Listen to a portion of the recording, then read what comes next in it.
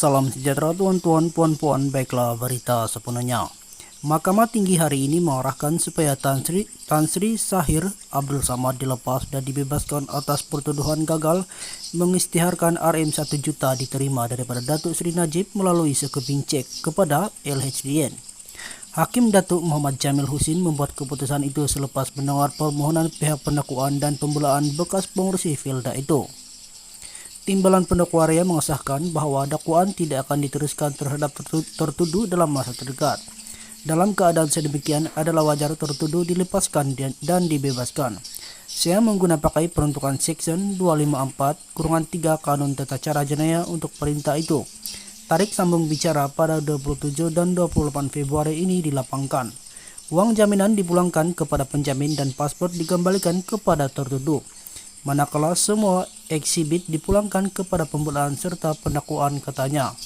Turut hadir Peguam Pemerhati Tan Sri Muhammad Syafi'i Abdullah mewakili Najib yang sepatutnya memberi keterangan selaku saksi pendakwaan ke-23.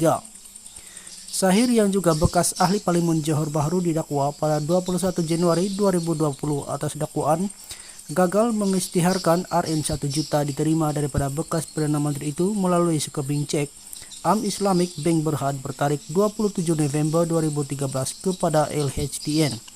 Terdahulu Timbalan Pendakwa Raya Rashida Murni Azmi berkata, pihaknya tidak berhasrat untuk meneruskan pendakwaan dan memohon supaya tertuduh dilepaskan tanpa dibebaskan.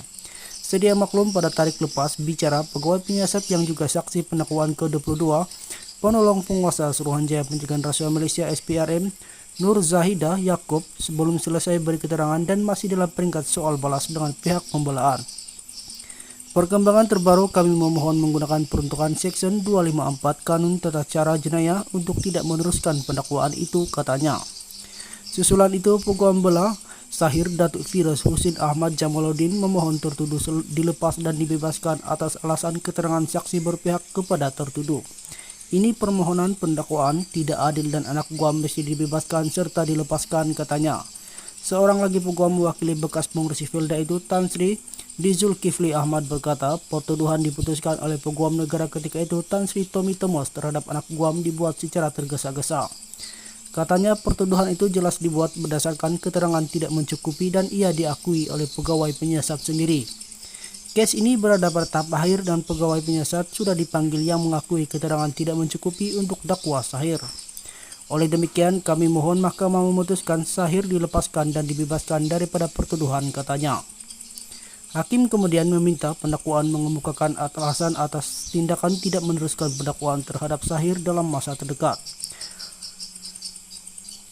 Sementara itu, Peguam Bela Sahir Datuk Syed Faisal Al-Edros Syed Abdullah Al-Edros berkata, permohonan pendakwaan supaya anak guam dilepaskan tanpa dibebaskan tidak memberi kebebasan mutlak. Katanya, Sahir diheret ke mahkamah sejak 2020, malah keluarga bekas pengurusi Filda itu turut merasa malu terhadap pertuduhan dibuat.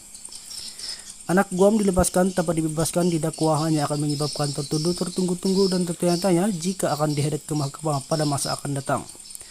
Pendakwaan tidak diteruskan hingga peringkat akhir, sebaliknya dihentikan di tengah jalan, berhenti sejenak bukan mutlak, lepas tanpa bebas. Pendakwaan sudah bawa 22 saksi dan 102 dokumen digunakan sebagai eksibit dalam mahkamah.